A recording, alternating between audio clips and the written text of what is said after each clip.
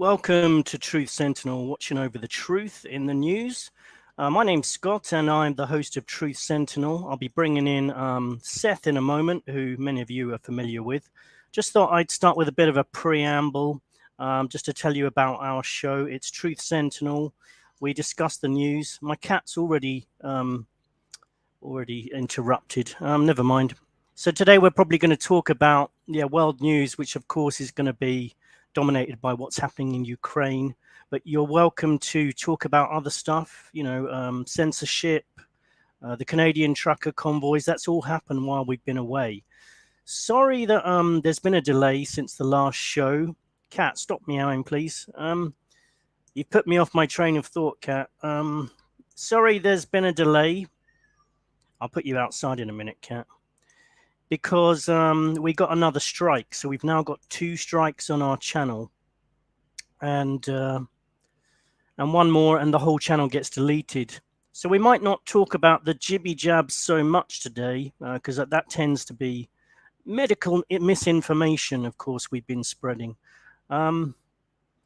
Just to let you know about our show, we discuss world events, corruption, conspiracies, alternative ideas on things, mysteries.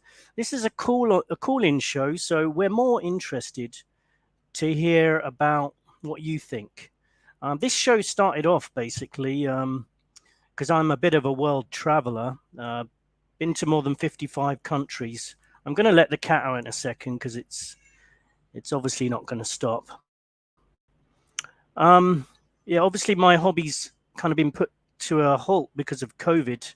So, and we've been discussing that a lot, which is what's given us 2 strikes, because we don't tend to believe the official narrative. And that goes for most things in the news, to be honest. Today, we're going to be looking at what's going on in the world, but mostly trying to air your views. We hope to have a few callers today. There's information below this video, which will show you how to join us. But basically, click on the link that I'll put in the chat. If you can't find the link, then maybe I'll put it somewhere else. I don't know. By the way, while I was away, I caught COVID. It actually was quite bad, I must admit. I mean, when I say I caught COVID, right, that's it. I'm going to bring Seth in, and then I'm going to go and put the cat outside because it's driving me crazy. Hang on a second. Seth, how are you? Pretty good, Scott. I'll take over for a minute if you want to go. Yeah, let that if you could critter take out. over, I'm going to go and sort this cat out. Hang on a moment. Right on. Well, thanks everyone for tuning in. We've got some very interesting stuff to discuss today. Most, again, going to be centered around Ukraine and what's going on there. But there's a little bit more news, especially stuff that we've missed out on while, what is it? The last 4 weeks have gone by, 5 weeks since our last show. It's been quite a while, and it's been quite an eventful ride here. We have some interesting articles, such as from CNN, President Zelensky is a profile in courage. So we've got some interesting stuff. Ukraine island defenders. This is out of The Guardian. Ukraine island defenders who told Russian Navy to, quote unquote, go F yourself may still be alive. So interesting how that worked out. I thought they were supposed to be all dead. We now have, out of the New York Times, far-right militias in Europe plan to confront Russian forces, a research group says, which includes the Azov Battalion and all these neo-Nazis, as they call them. Out of the mirror.co.uk, we have Russian-Ukraine war, fears Putin wants to seize Kiev and install a puppet government, which, considering the history of this conflict, is absolutely rich. We'll talk about it. And then we have, from PolitiFact, a fact check. So again, we won't be dinged for misinformation, as we're doing nothing but reading a fact check here from PolitiFact. Quote unquote, Russia is targeting U.S. biological weapons labs in Ukraine invasion is, according to PolitiFact, a false claim. So something to consider there. But to take into account the history of many of these news organizations and much of their fact checking, definitely casts a little bit of doubt on the biases of these people.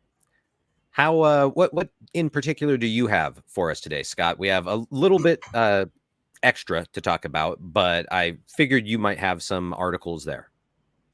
You probably figured that, Seth, but you're completely wrong. I'm unprepared as usual. But to be honest, the way I feel about these call-in shows is that it's not so much about us, because but we can talk anyway. And what I normally do on this show is, share the screen, have a look at the BBC website, and you could talk for hours, literally, on some of the misinformation that's on there. Oh yeah.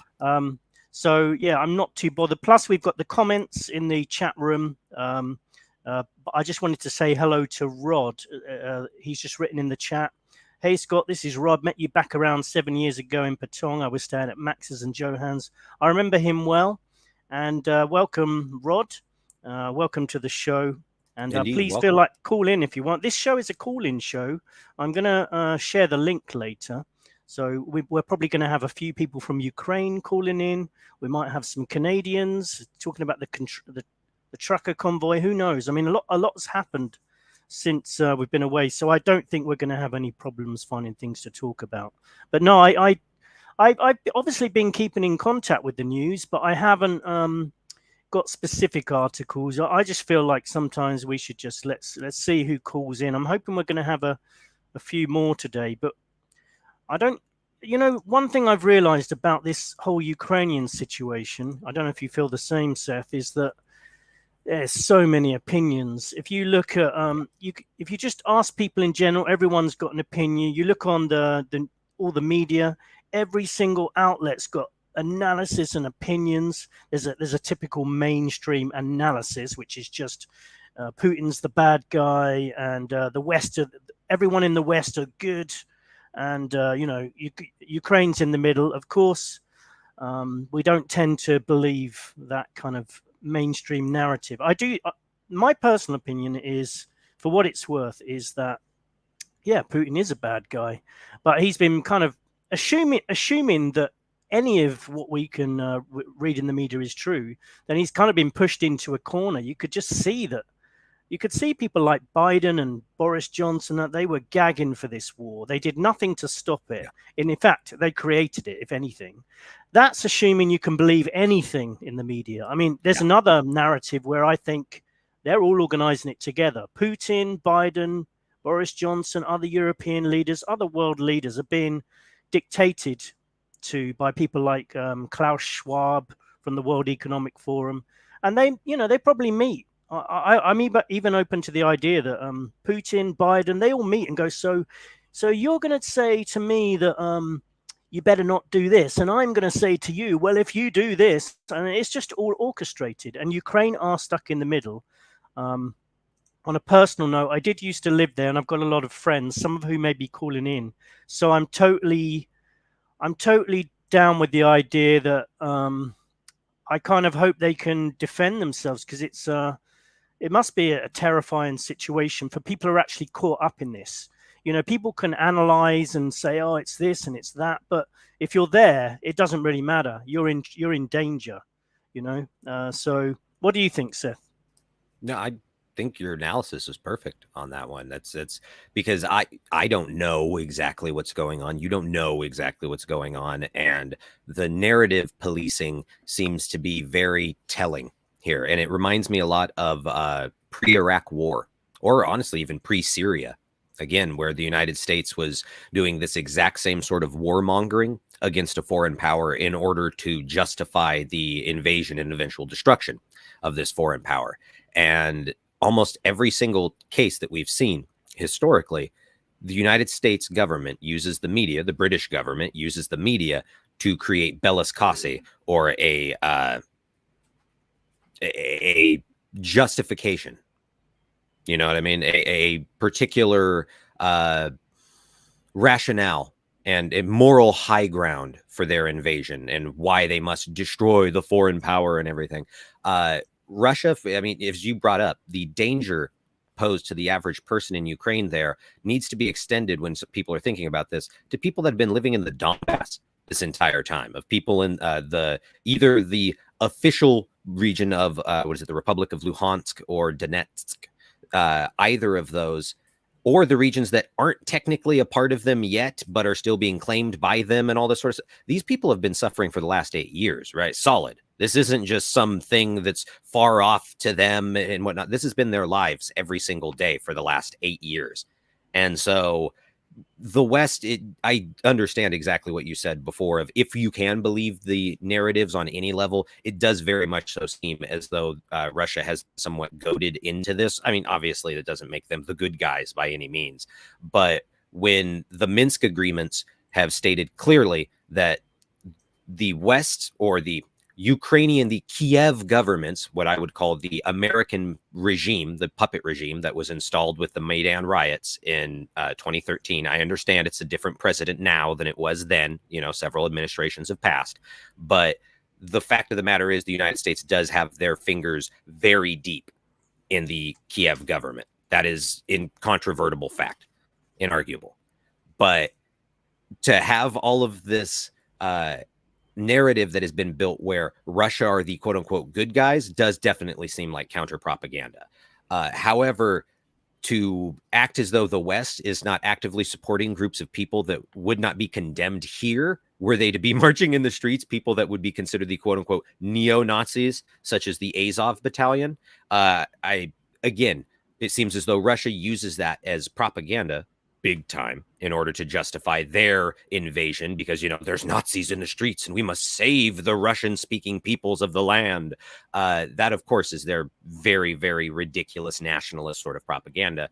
But to act as though that's not happening here is insane. We have some very interesting stuff. I would love to be able to share a clip with you if I could of I'll just ask if you've seen it. The CNN reporter in Ukraine, quote unquote, interrupted on a live feed with so-called blasts as he puts on his press corps vest and puts on his helmet. And it literally looks scene for scene exactly like what they did in the 90s with the pre-invasion of Iraq, of going, oh my God, they're gassing people in Saudi Arabia here. I know what you mean. And top of the CNN building. I know what you mean, and I think we can make some general comments on that because I don't think we even need to show a specific clip because they're doing it all the time. Yeah. I've seen this is one thing I hate about these situations. As soon as something like this happens, you get all the media companies are all gagging to show that they're in danger. I've seen the BBC with their blue flak jackets on, and they're sort of like, oh, hang on a moment, oh, it's okay. It's all acting basically.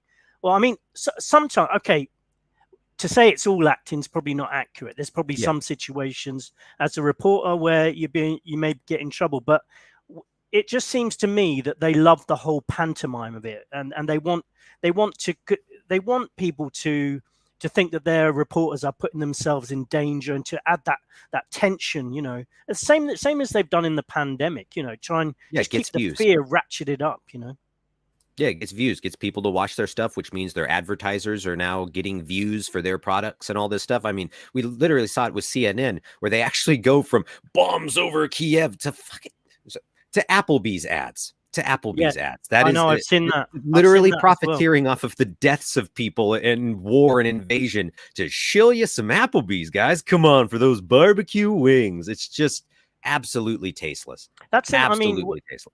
Neither of us are really fans of the mainstream media, and that's just another thing that I hate about them is that a lot of them have no humanity. It's all entertainment, and they don't really care about people, real people on the ground. They pretend to care, and they'll, you know, I saw the other day there was the rocket that hit the residential building, and one of the reporters said, surprisingly, nobody died, and you could tell that they're almost disappointed. They were like, "Where's the body count?" You know, and then nobody died. But I think they'd already made the video assuming people had died, and they showed on the floor a little picture of a little girl on her tricycle, and it was just like, oh, stop it, you know, just stop trying to milk this situation. It kind of annoys me, you know.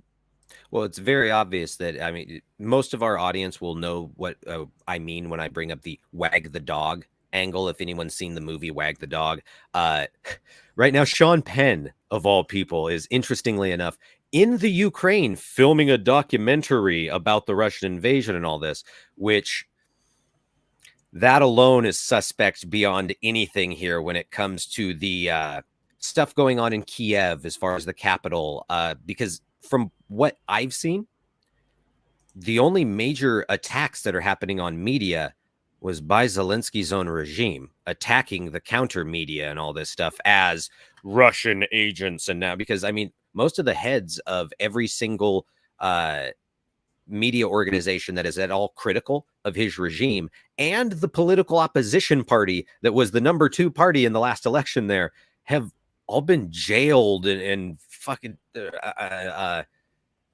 thrown to the wolves here when it comes to their being jailed, being fined, being shut down. And yet we're supposed to believe that they're fighting for democracy, despite the fact that this was a regime installed by the United States in 2013 and 14. The entire situation. I have a few things. I have a few things to say about that, because the whole situation's complicated, because I remember the guy they had in before that they kicked out, and yet, as you say, the West basically organized the previous coup. And the previous guy, though, I have to say, he wasn't a nice guy. That's why everything's not as clear cut. It's like they didn't kick out a good guy that was all democratically elected. I don't believe that. There's corruption in their elections just as much as there is in a lot of other countries, including the West. So it seems. So he wasn't a great guy either. So it was just a lot of the times with a lot of these situations, it's taking somebody bad and replacing it with another bad situation. So it's not clear cut, but yeah, it's just somebody that's useful to the United States government or to NATO or whatever. Yeah, I mean, and obviously, I mean, did you see the build up to this? Like the goading, all the pantomime, and I would just say to Ukrainians, and when I say I would say to you, I'm only giving my opinion. We're hopefully going to hear from some Ukrainians, and they'll give their opinions.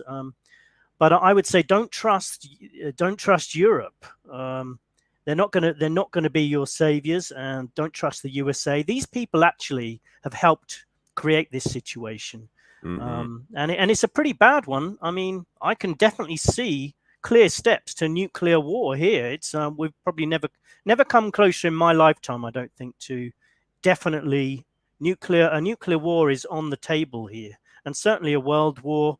And just for Ukrainians, there's definitely going to be a war, and I don't know. I get the impression it's not going to be a real quick one either. What do you think? And Russia is not Afghanistan. Russia is not Iraq. Russia is not Libya. Russia is not Syria. You feel me? The United States has a lot of people, especially in the media, and honestly, even in the general public there, seem to be treating in their war hawkish, war drum beating, rah, rah sort of mentality, seem to forget that Russia's a first world country with like major military. Their military, I believe, in terms of sheer manpower, might actually be larger than the United States is right now. I do know the United States has a far more technologically competent military on a lot of levels. Yeah, but wait, Seth, it's very, very skeleton crude right now. Wait, Seth. Yeah, but it's not just the military technology you've got over in the US. You've got that supreme strategic leader, Joe Biden, in charge. Surely that's going to be a force to be reckoned with. Oh man, I've seen some clips of him already that are just absolutely brutal, where he doesn't know where he is. He doesn't know who's talking here. Am I talking here? Do I start? Do you start? What? He has no idea what's going on, versus Vladimir Putin, who is somebody that, again, seems like a real creepy, evil sort of a dude, but still decisive, on point, knows exactly what he's going to say when he comes out to say something, says it, then leaves. He doesn't have people to, Mr. President, are you going to say, Mr. President, you've got to do this. Mr. President, you've got to do this. He doesn't have little handlers coming out and going, thank you, time to leave, thank you, no more questions, thank you, right? Like that doesn't happen with him. And I noticed that also when I saw the leaders of Donetsk and Luhansk People's Republic talk about their this so-called Russian invasion from their perspectives and whatnot, is these guys are very decisive. These guys are very decisive sort of guys, and no nonsense sort of guys that I do not see them as bluffing on this level when they say do not interfere or it's going to come to blows. Yeah, and it's going to be nasty in a way that you've never seen before, right? That's what I'm talking about. That's what I'm talking about. Putin doesn't seem the type of guy who talks about possibility of using nuclear bombs and then sets the red line And then when it comes to red line, he backs down and goes, oh, and then says something else. I think he means it. And I think the West are fully prepared to cross that red line, because personally, I think they want a war, and they may even want a nuclear war. The reason being, I think these guys are completely nuts. They're psychopaths, and it may fit in with their depopulation agenda. That's just me. Some people listening who are slightly more the mainstream point of view might think that's crazy, but I guess we're soon going to find out, right? Indeed. I think it does also fit in when it comes to Western governments, in with the idea that, well, Scott, supposedly that freedom convoy in the United States here has already started. According to some things that I've seen there, they're already getting it ready to go, and it's been moved up from early March to like now. And yet the misinformation there when it comes to that has been absolutely terrible. I've noticed also the entire rumblings of people's distrust and anger over the vaccines, the mandates, the masks, and everything has instead turned to war fervor against Russia, right? And this is something I'd love to discuss with you, because I don't know if you've seen it, but if you have, feel free to comment on it. Totally. Fake comment threads, things that are very obviously bots that are being posted onto videos of either YouTube videos, Facebook posts, Twitter posts, BitChute comment sections, anything like this, that are completely not to do with the video that is being put out right now, but is instead a bunch of bots arguing over the Russia-Ukraine NATO stuff. And it's very obviously that they're bots, right? Because it has nothing to do with the video that's being posted. I mean, even on the interview conversation thing I had with Eric that was posted yesterday on YouTube, that itself had a string of comment stuff that had nothing to do with the video at all. It's like shilling cryptocurrency and then talking about the Russia-Ukraine, all the other stuff. It's completely fake. It was a very, very Truman Show sort of experience. So that's something that I want to put out to people, is to remember perception management is in force, like to a degree that we've never seen before, where they try and create this echo chamber so that you necessarily think full support is behind this war and behind the war mongering, when in reality, most Americans are pretty damn war tired at this point. We're pretty damn war weary. Since I was born in 1993, right? Like over 90% of my life, the United States has been at war. That's rough. If you were born after 2001, the United States has been at war your entire life. That's rough. Yeah. I honestly don't think most people on the street support war at all in most circumstances. And wars wouldn't happen if members of the public, if politicians represented members of the public, wars wouldn't happen, because no one wants it. I mean, you look at what's happening now. This has just been created, in my opinion. Jack, or rather Rod, because I've got to remember that Jack Steele is Rod, who I met some years ago. Klaus Schwab has bragged about. Yes, exactly. That's why I mentioned. Yeah, Jack's put. Rod's put. Let me see if I can show this, because I remember I can actually show some of these. I'll try later. I've forgotten how to use this damn thing. Well, just look at a picture of on Google or anything like that, or rather your alternative to Google if you're somebody that doesn't use those sorts of platforms there. There we go. I've done it here.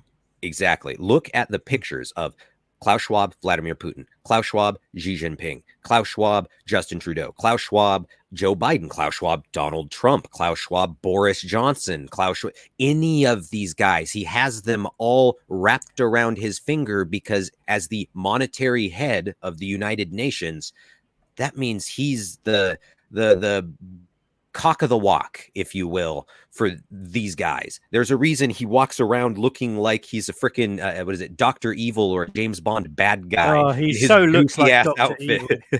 In that, there's that one photo where he's wearing like a Star Trek kind of outfit. It's ridiculous. But if anyone's in doubt that this guy has infiltrated all of the governments of the world, go and listen to his speeches. He actually brags about it. He bragged about Trudeau being one of his boys, basically. The youngest, the new generation. He actually mentioned Putin. So you should think to yourself, well, wait a minute, how can it be in control of people like Trudeau, Putin, Biden, when they're all completely different? It's like, well, that's what I'm saying. I don't actually think they are. I think they're all playing a role like actors, and people get stuck in the middle. People like the Ukrainian people now.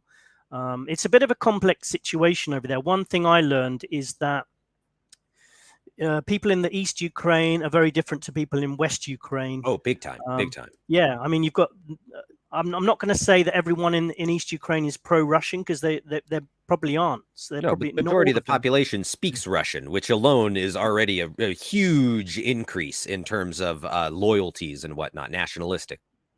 Yeah, I mean, I used to live in Odessa, where, there's a lot more Russian speakers over there, and then Kiev as well, which is a bit of a mix. And then you go to places like Lviv, West Ukraine, where they're fiercely patriotic about being Ukrainian and using the Yep. Ukrainian language. And if Putin goes over there, I've got two thoughts really. It's not going to be a walkover. Those people will fight to the death in West Ukraine, and I'm kind of slightly concerned about that, because civilians aren't trained in fighting. And if the news is to be believed, the Ukrainian president is saying, "Hey, we're going to give you guns. Just go out and do your best." And I think that's kind of a dangerous thing. Oh yeah. Because when soldiers might walk into a city, assuming they have any kind of they're a kind of civilized army, they might not attack residents if they don't think they're armed. But once you start arming the population, Yeah, it's going to be a bloodbath. then you're going to get a bloodbath. You think a trained soldier is okay? You might get lucky sometimes, but there is a reason why armies are trained. If you're fighting against civilians, it might not end well for the civilians.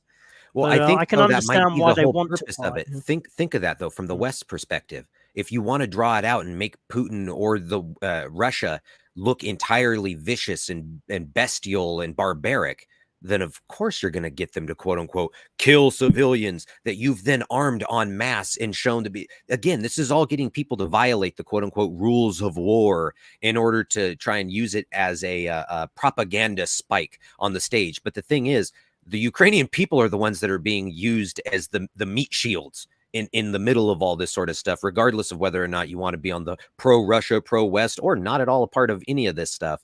Although I will say the weakest of all takes that people have is the thoughts and prayers for those Ukrainian people, right? That is literally the most NPC sort of take you could have on this at the moment, is because I don't support the Russian imperial cause. I don't support the NATO Western imperial cause, but to just try and tacitly give them the good luck, guys, sort of take there is just ridiculous on this. It's I want to a bit help these people be condescending able to. as well. Yeah, exactly. Yeah. Because this is the sort of stuff that our government is actually bringing over to there, and is a perfect example for, in my opinion, of why the United States shouldn't be the world police, shouldn't be involved in all of this. Because as you brought up, this is a very complex issue that only exists because of national borders, ethnic diversity and stuff, like individual nationalistic ties and loyalties and whatnot, socio-political differences between these people, and historic differences between these people, both in the sense of, well, Russia originally spawned with the Kievan Rus and all this kind of in this angle of it. But then also the fact that there's a lot of people in Ukraine that have no loyalties and no at all interest in Russia at all. In fact, as you brought up, quite the opposite, real hard, right? This isn't an issue the United States or NATO or any of these people should be involved in. But the Team America World Police mentality insinuates that we must be involved in it. And if it's a bloodbath, no matter whether or not one American soldier dies or 1,000 American soldiers dies or 10,000, 100,000, whatever, it's still a tragedy. Doesn't matter if one Ukrainian citizen dies, if 1,000, a million, or whatever Ukrainian citizens die, it's a tragedy on all this stuff. This is just the most disgusting waste of life that you can imagine. Yeah. And our government should have nothing to do with it in the first place. And yet they're the ones fomenting all of it. Yeah, this has been created by the West. And Putin obviously doesn't help, assuming, like I said, that they're not actually all in on it together anyway. Yeah. I was going to say something. I'll just quickly say hello to some people in the chat. First of all, hello to everyone listening. Welcome to Kieran. Please write comments if you're you're on the side in the chat. It gives us something to refer to. I'm going to invite people in soon. I just wanted to let you know what this show's about. It's a call-in show, so I'm going to post the link in a minute, and I have handed the link out to some Ukrainians who may call in. So if you're listening at the moment, get ready to come and say hello, because I'd like, if possible, I'd like to speak to you guys first, because obviously people can say what they like, have opinions about anything. You can read the news, the media. Oh, there we go. Ivan says Olga is here. Okay, so Olga, who I used to work with, will hopefully come and say something in a moment. So anyway, everyone has their opinions by reading the media and everything, but until you're actually in the actual situation, I think when you're actually there on the ground and the Russian army are coming in, the only thing that really matters to you is safety. Nothing really else matters. All the analysis that you read on the BBC and things like that.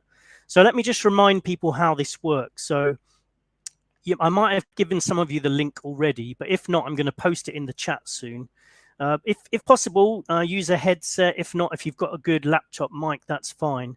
Then come and join us. You don't need to switch on your video. In fact, it actually helps if you don't, because it helps with the bandwidth.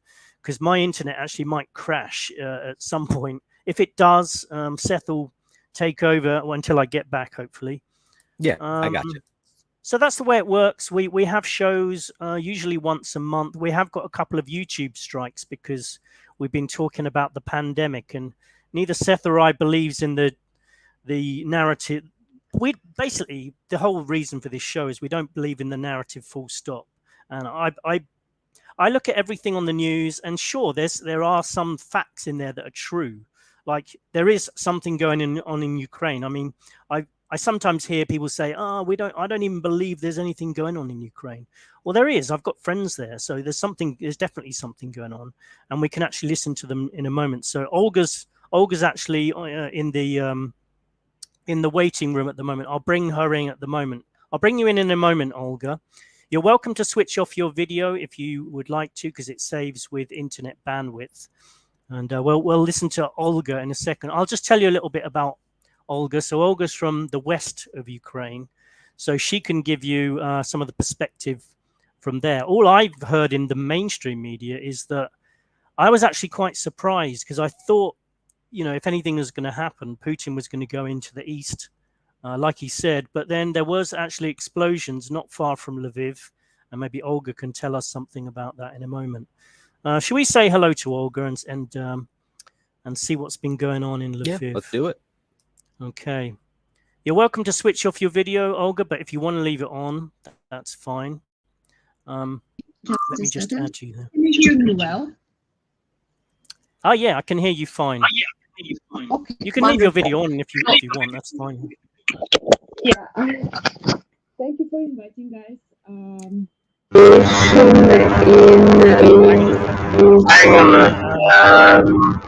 Just a moment. Oh,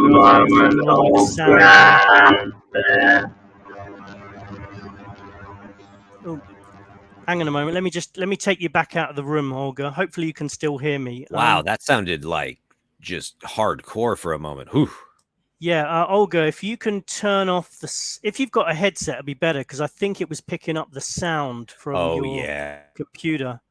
So if you've got earphones, that's it. Yeah, I'll bring you back on in a minute, because it was like pretty noisy there. I'll leave Olga for 1 minute while she gets set up there, and then we'll try again. Let's try again now. See how she's getting on. Hi, Olga. Hear me now? Oh no, there's still something wrong there. Yeah. Let me just take you out again. Yeah, no, it sounds like a computerized robot at the moment. It's weird, Olga, because at very first she was coming through totally fine. Like I don't know what changed in that like first 4 seconds there, because that was crystal clear. That was perfect. Yeah, something's changed. I'll give you have a play around if you can, Olga. Maybe switch off your video, because I think it uses up bandwidth as well. Switch the video off. That's it. Yeah, we'll try again in a second. Hang on a moment. Let me just get rid of some of the icons I've got flashing off. There we are.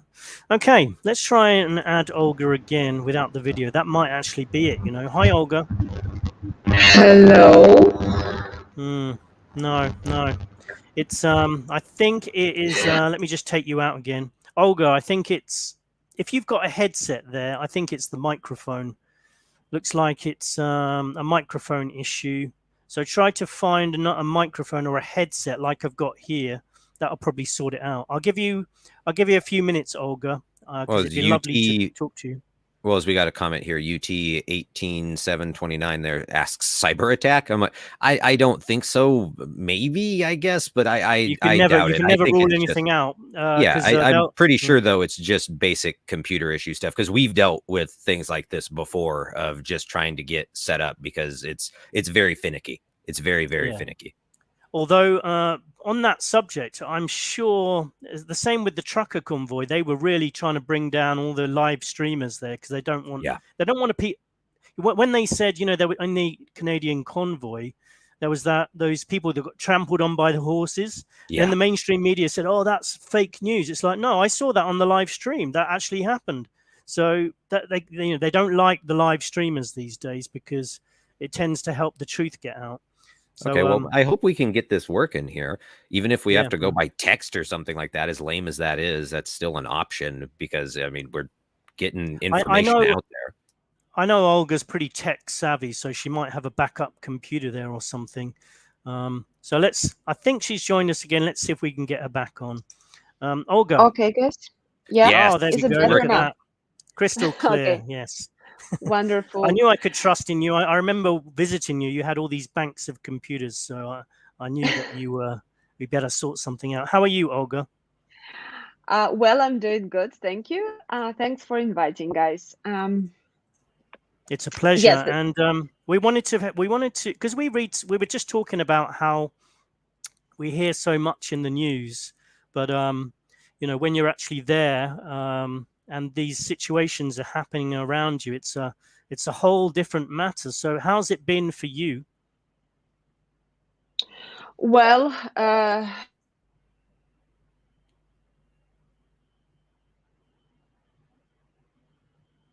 on a minute. I think I've lost your sound now, Olga. Maybe this is a cyber attack. I've lost you again, Olga.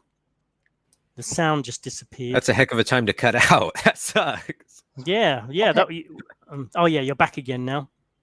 Yes.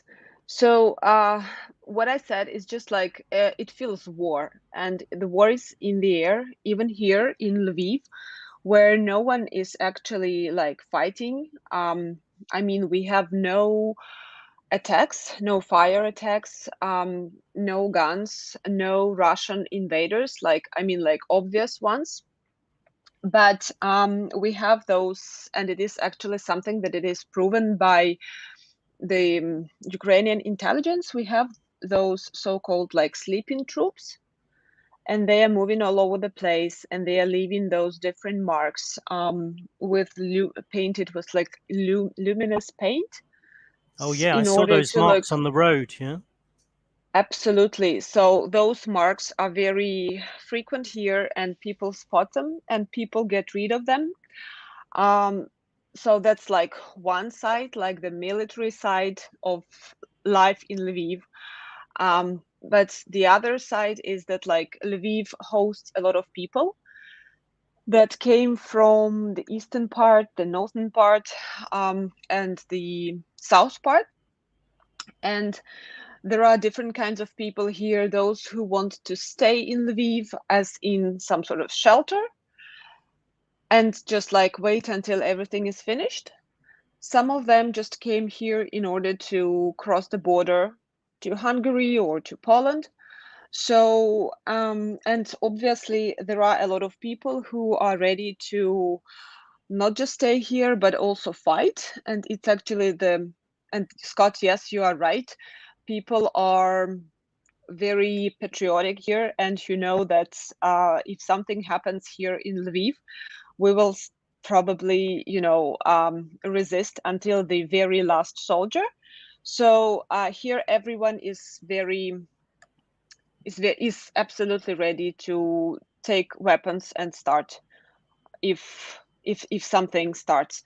And speaking about, you actually mentioned that Zelensky invited everyone to join army.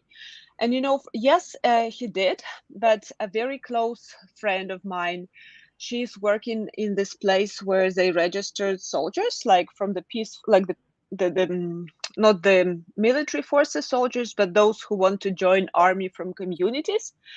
And actually, they are not inviting everyone. They are selective. So actually, like, yes, the majority, of course, enters and they are given weapons and they do some training, but approximately like 10% of people who want to fight, they are refused for one reason or another. They are not accepted, which is good, because you can't actually, accept everyone and then have some bad, like implications, because not everyone is ready physically and mentally. Yeah, no, I was there was one report in the news on the BBC, which I'm always skeptical of the BBC, to be honest. They're not as reliable as a lot of people think, but they were saying that citizens had been encouraged to make Molotov cocktails to throw at the soldiers and stuff. And I was just thinking that's going to turn into a bloodbath, basically. Yeah. How do you feel about that?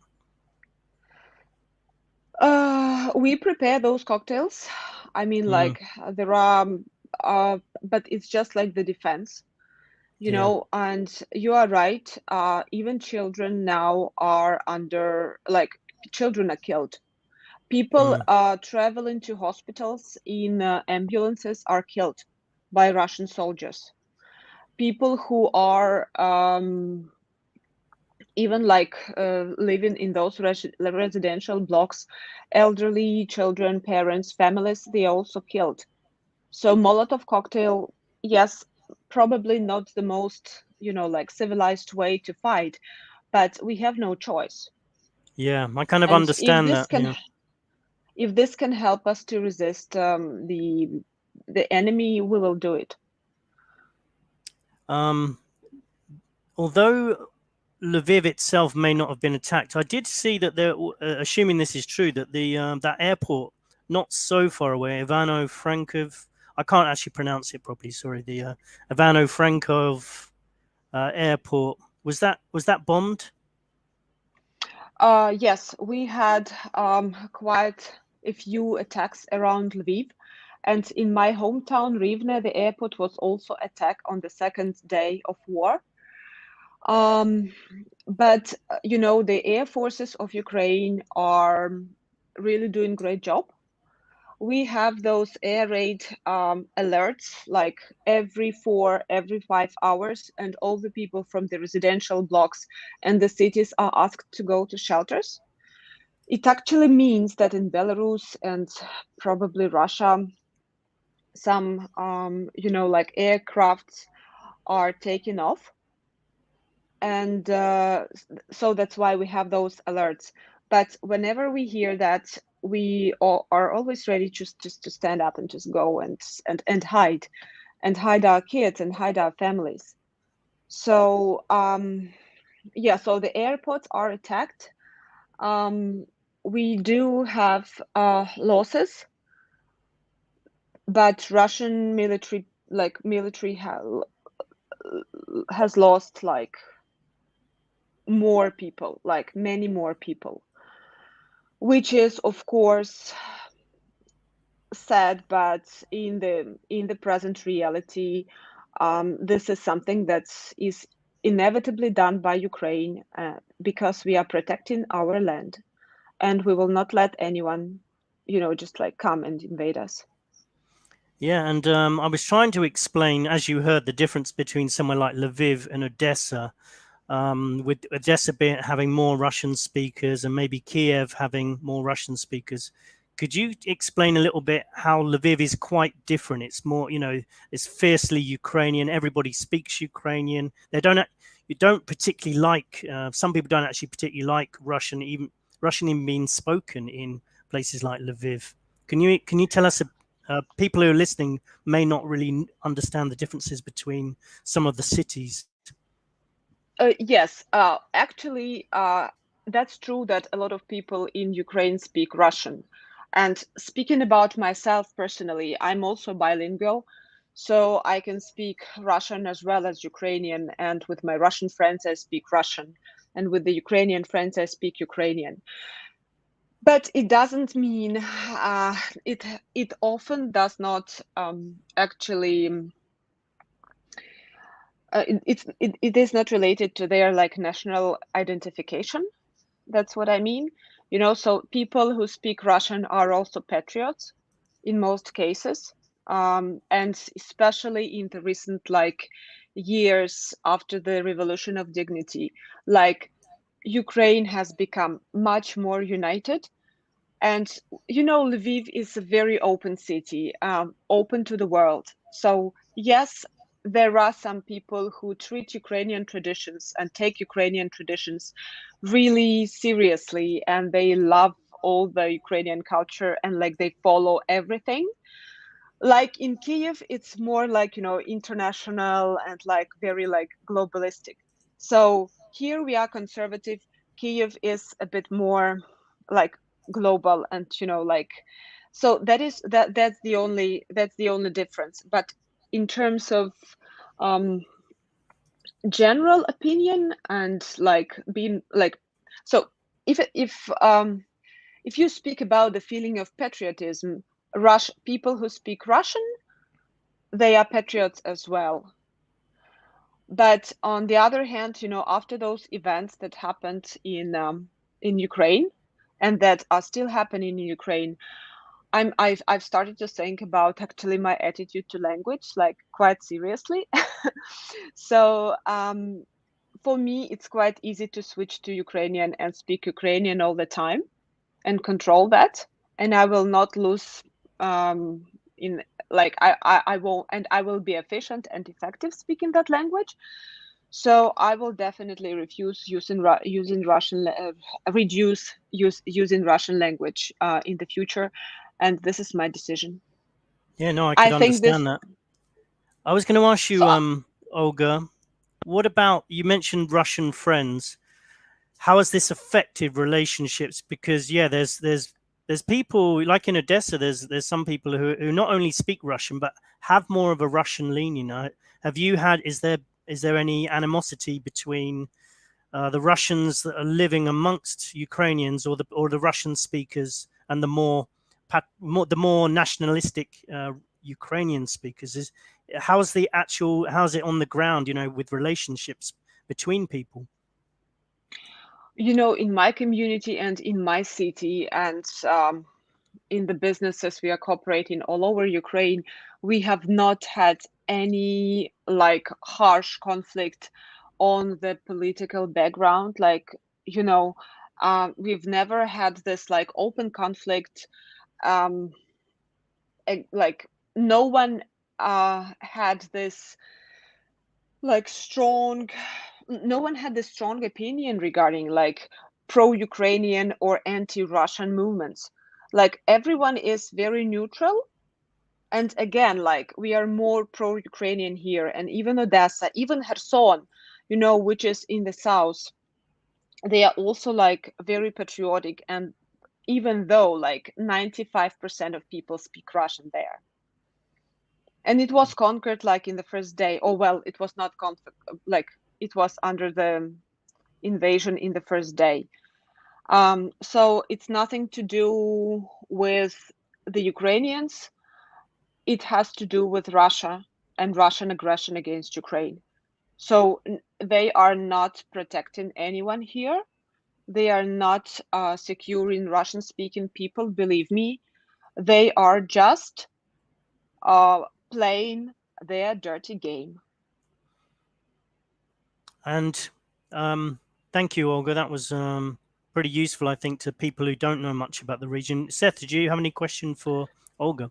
I was just actually wondering, and I'm not going to ask about your individual status when it comes to something like the vaccinations there and whatnot, but did you have any sort of anti-mandate, vax mandate or mask mandate sort of protests or anything going on in Ukraine before the start of this entire rehashing of Russian aggression? If you speak about like vaccination and like COVID and this kind of thing, well, actually, again, like most people are vaccinated here.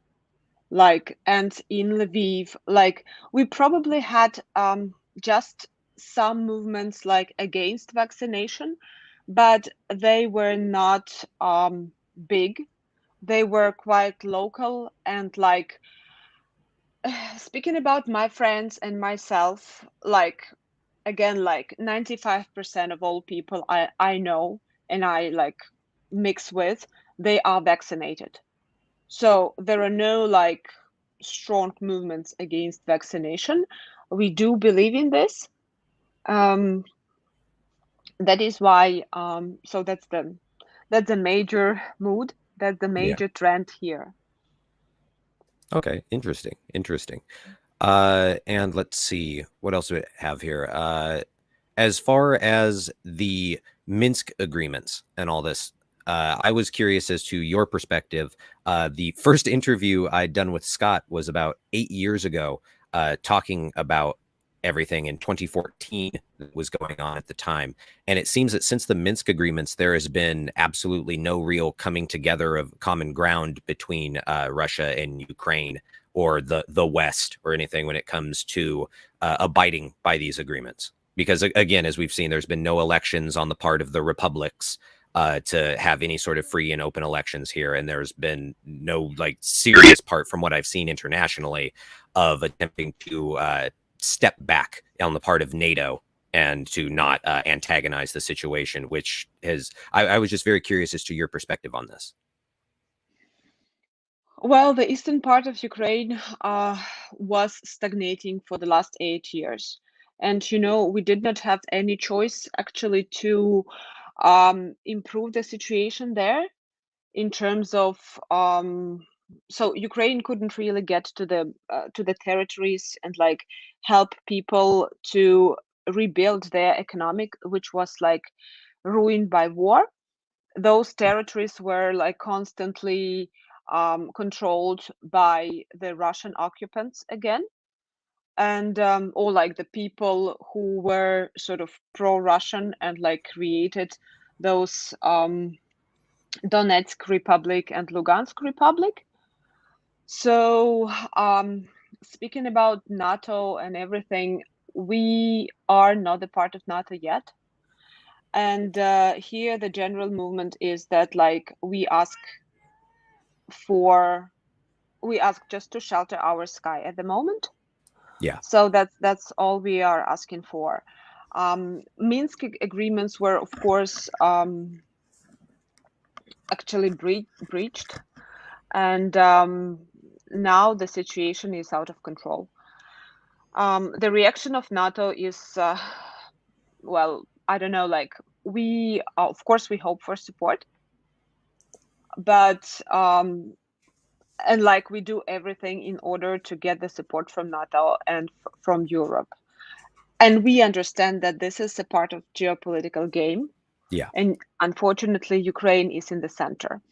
But Russia proved itself to be like extremely unreliable.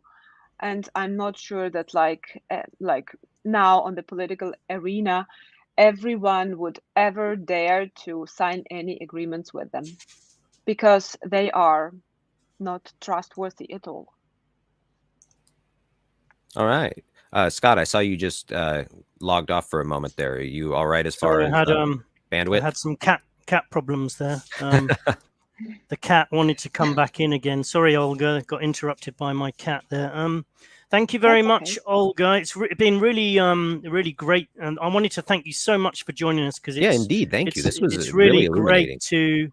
It's really great to get a perspective of someone who's actually there. And I just wanted to say, I hope everything works out for you and that you can get somewhere safe, assuming, of course, this, all the Russian troops actually advance into places like Lviv. Hopefully not, but do you have any plans of whether you're going to stay in Lviv or get out into the Carpathians or something? Well, for myself and my family, we have 2 kids, and you probably met Enrico and Julia. Scott, I don't remember if you was here. I'm not sure I did, to be honest, no. Really? Okay, I don't think it's been a while. So our strategy here is that like we are staying in Lviv until like we have like this really like strong opinion that we have to help our community. We know that kids are at risk, and we will, if something goes like dramatically wrong, like really wrong, then we will only like go and look for the shelter somewhere abroad. But at the moment, we believe that we can protect our children and our homes here. We have all the necessary things around, and so at the moment our position is to stay. Well, I hope it works out well for you. There is a few Indeed. messages from people in the chat.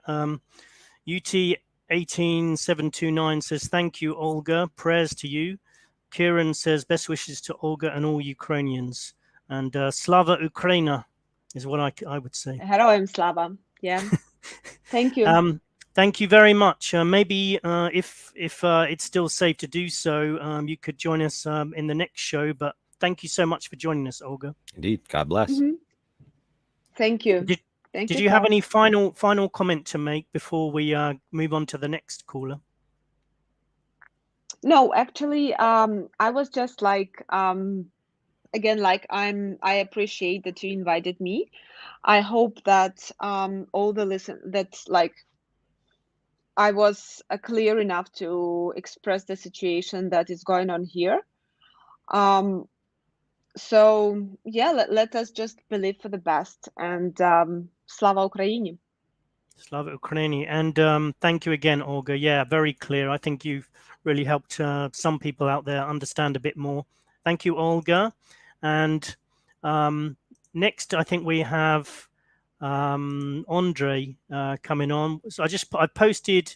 Fantastic. I posted the link to come and talk to us, everyone. So we've got Andre coming on in a second.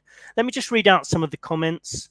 I think UT18729 said neighbors fighting as well by a civil war with the deep state Nazis are promoting. Not entirely sure what you meant, although I couldn't quite work it out. But then Maiden Mother couldn't either, because she said, what are you trying to ask underneath? So then we've got the MSN lies. I can totally understand. Reality is on the ground. That's true. Everyone has their own different version of reality. If you're on the ground in Ukraine, it doesn't matter what anyone thinks. You just want to be safe, basically. Yeah, because we're trying to piece this together from across a freaking ocean, in my case, in your case, across an entire freaking landmass, a giant continent there. And I'm just trying to figure this out. And so thus, I'm really glad to be able to talk to people that are actually there, regardless of what their opinions are and whatnot, because it actually helps establish. I have way more faith in what Olga was saying there as far as what her experience is, rather than what the news, regardless of Russian news, English news, any of the British news, is talking about. And so it's really cool to be able to do that. I can't wait to talk to Andre and see what his perspective is. Yeah, and can you believe it? My cat is asking to go back out again now. It's like, this has got to be the most annoying cat. Well, I would say that I actually have the most annoying cat, but she's sitting quietly here in the seat next to me, so I can't really take that claim anymore. Yeah, she's sitting by the door now asking to go out, and I have a feeling this cat might be pregnant as well. I should never have let this big white cat come into the garden. Oh no! Anyway, that's digressing from the world events. Let's go to Andre now and see how Andre's getting on. Right on. Andre, welcome to Truth Sentinel. Thanks for joining us. What did you have to update us on in your situation, or anything else you wanted to comment about? Yes, how you guys? I hope well. Not too bad. Yourself? Not too bad. Yes, not too bad. Pretty warm here today, but it's nearly 40 degrees, so it's pretty warm here in Cape Town, South Africa. Yeah, guys, I would just start off saying one thing. This whole situation with Ukraine and Russia has proven one thing, and it's quite simple. Ukraine wouldn't be in this position today if they hadn't capitulated in 1994 regards giving up their nuclear weapons. It's as simple as that. It proves what a deterring factor that is. And you can just imagine the Kim Jong-uns of the world and potentially the Irans of the world and all these potential states who want to acquire nuclear weapons, with them being encouraged to give it up. They know down the line they're in the pecking order to be taken over. And if they give it up, they've got no defense. And it's literally playing your trump card if you've got nuclear weapons, but if you don't, you're there to be totally exploited. So those guys who made the decision for Ukraine in 94 as a goodwill gesture, well, to give it up under the auspices of being guaranteed protection, well, where did it get them today? What, 27 years later? Absolutely nowhere, attacked. So I think this is a real eye opener for all those states in the world. Look, South Africa had nuclear weapons as well. They're the only state that country that voluntarily gave them up. It was, all under the radar back in the day. We were highly developed technologically and so on, and we had nuclear weapons, and it wasn't known right till the end when we actually, gave them up. Which I think was foolish as well. However, that was because you had these terrorist organizations like the ANC and the PAC and the Communist Party coming into power, and they didn't want to entrust them with those weapons, knowing the caliber you're dealing with. But I think it's just really a brutal, rude awakening.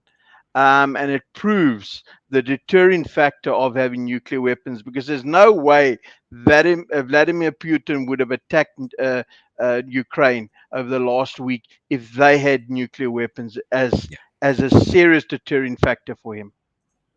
Well, I don't know. I've got mixed opinions about that, because basically, I just assuming nuclear weapons are real, because there's the conspiracy theory that nuclear weapons aren't actually a real thing anyway. Although I'm not so sure about that. I went to Hiroshima, and it was definitely, whatever they are, they certainly seem to be able to do create a lot of devastation. But I don't know. I mean, nuclear weapons, assuming though they have got the capacity to destroy entire countries and the world. Personally, I think we don't need them. Get rid of all of them. Of course, that's not always easy. That's easier said than done. Yeah, but especially when you have giant first world powers threatening to knock down your door at any given moment. Yeah, exactly. And now we've got, I've just shared the article, Putin puts nuclear deterrent on special alert. We're closer to nuclear war, and this could affect everyone, because if those things start firing off, it's going to involve a lot of countries. I actually think I'm going to be okay on a tropical island out here in Thailand, but yeah, it's gonna be serious. And even before the nuclear weapons get launched, there could be hackers shutting down power stations, the internet, which is going to create more devastation than a lot of people realize. The whole of modern society is based on power and the internet. You take that out, it's going to be absolute mayhem. Add the nuclear threat into that, and it's going to be terrible. But yeah, nuclear weapons may be a deterrent, but I don't know. What do you think, Seth? I guess it's almost a bit like the gun debate in America, but not a quite. little bit, isn't it? Interesting. I know somebody that's very pro-gun here in the United States. I found it so strange how all these mainstream left-wing establishment media outlets are totally on board when it comes to the Ukrainian government handing out weapons to all of their civilians to defend against invasion, because now guns in the hands of civilians can deter threats. Oh, how interesting that is. Personally, I do think that there is much more to be said, not just for what we were talking about as far as the bloodbath, which is a definitive guarantee if it comes to the street-by-street fighting and whatnot. But then also there is a certain, how do I say, poeticness, irony in all of this, of people acting as though, well, there's no chance that these guys could have against the Russian military, when look at what a tiny percentage of the populace being armed in a place like Afghanistan meant for occupation for the United States. Insurgency, man. There's a reason that if insurgency reaches a certain peak point, mainstream occupation in the way that we understand it is almost not possible at all. The only way that it becomes possible for Russia or any first world power to invade a country like that is to go full desolation. And I don't see them doing that, because as far as how that looks for the entire world, unless they have some sort of way to do that and keep it completely quiet under wraps. I mean, they're not China when it comes to the Uyghurs, right? For some reason, you can have a whole genocide of people when it comes to that, and it's totally fine, right? But then when it's this, I just don't see it happening with all eyes on Ukraine right now. Granted, I could be wrong. according to what Olga's saying there's quite a bit of brutality on the part of Russian troops. But again, I would always caution people to remember that you can't ever just trust what the news says, because it's the news. Their entire purpose is to galvanize you into supporting them one way or the other. But Yeah. Andre, what you brought up as far as nuclear deterrence, how do you think that ties into places like when you were just discussing Kim Jong-un and North Korea? How do you think that looks with the international community when all of these different places are trying to disarm non-first world countries, what would be considered second world, third world type players in the game? What do you think that speaks as far as the intentions of countries like Russia or the United States or Britain or anywhere, China, when it comes to trying to disarm all of their neighbors and potential stumbling blocks to worldwide conquest? Well, I mean, if I was them seeing what's going on, I mean, there's no way in hell I would give up my nuclear weapons, because what else do you have to defend against an invasion besides conventional arms? So I think that's a big trump card that would always be kept, for the ultimate protection factor. So I mean, it's really because you can't trust anything. These treaties and all sorts of things that are signed over the years, they're not worth the paper they're written on. They're really not worth it. So the guys will betray you overnight just for the fun of it. So I don't think one can ever trust anything, no matter what treaty it is. All of these treaties that are signed, really, the people turn back on it like anything. Just getting back to Putin, look, I mean, I think everyone over a period of time considered him a strong leader, etc., etc. But I think he's really, he's a bit psycho. I think, no doubt about it. I mean, just looking at a couple of factors with him, I agree with you, Scott. This is not the kind of guy that's going to make, let's call it, false promises or empty threats. I do believe that what he says he will stick to, because in Russia it's very much Mother Russia, the fatherland. It goes back to way before anything that's in recent times. There's that pride factor, etc. And I think with him drawing the line in the sand, there's no doubt about it that he wouldn't at all skip a heartbeat in using a nuclear weapon. I mean, the guy is really brutal. I think he's the typical Napoleon complex guy, no doubt about it. I mean, he's very much likes to embolden himself as to being this big macho guy. But and obviously from what one reads, one doesn't know if it's true. They say he could potentially be the richest guy in the world, with 200 plus billion, somewhere around there. Who knows? But I think he's definitely he's longing for the Soviet days, and I think Oh he's yeah, going that to much do is obvious.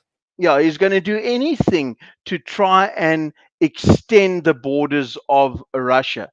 I do believe this whole situation, somewhere along the line, is going to come down to potentially like the Cuban Missile Crisis. I Yeah. think it's going to come down to that, where literally, it's touch and go that something's going to happen. I do believe somewhere along the line, the maniacs in the US arms industry is not going to be able to resist getting involved somehow, even if it's not in the capacity of NATO, but in their own country's capacity. I think they're licking their chops to try and get involved there and send some of the troops to slaughter. So I do Have you believe heard that's going to anything in happen. South Africa as far as sanctions or anything that they're putting on Russia? Because I know that that's going to be affecting all of us individually around the world here. Look, I mean, they are big buddies with Russia. The few last year they sent over their big bomber, yeah, two of them as a sort of a goodwill gesture, Yeah. to show the relationship. And a lot of these terrorists got trained in the Soviet Union at that stage, when they were part of a Mkonto Wesizwe, and also Yeah. all part of the liberation movement. So there's a long history there. So they might say one or two things, but I don't think it'll come to much. I Okay. do believe, and from what I can see on the net and going through everything, I believe that Russia is currently suffering heavy losses there in the Ukraine. I mean, I think they're getting a hiding second to none.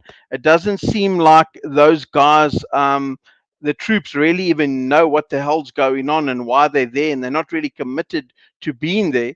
I read this yesterday. I don't know how true it is, but I wouldn't put it past Putin so that he can cover it up. I believe they said there are mobile crematoriums going around burning the Russian troops' bodies to cover up the number of troops that were killed. Obviously, somewhere along the line with the sons, etc., not coming back to Russia, you can only hide that stuff for so long. Yeah, maybe, but that's just straight up sound like propaganda. That sounds like they're throwing babies out of incubators type level stuff. Yes, and I definitely I would agree. always recommend everybody on either side, because Russia totally would be willing to like downplay their numbers of dead, but people in the agree. West would way be willing to exaggerate. I just think they've suffered heavy casualties, and I think when it comes out, one will be amazed of how many and then their military equipment is getting decimated. So I think the guys in Ukraine will be able to hold out so long. It seems like they're a committed bunch. I just think what's going to happen here is Putin's going to say screw it and just go for the overwhelming force, like these barometric weapons and all that all of these high intensity weapons. He's going to be like a typical kid who throws his toys out the cot. Do you I think really do believe he's going to do that, or do you think yeah, it's just going to he's going to say fuck it and just go for it? I really do believe he's just going to say, well, put it this way, there's no way. Think about this logically, guys. Do you think Putin is going to have the stigma attached to him that he lost this war?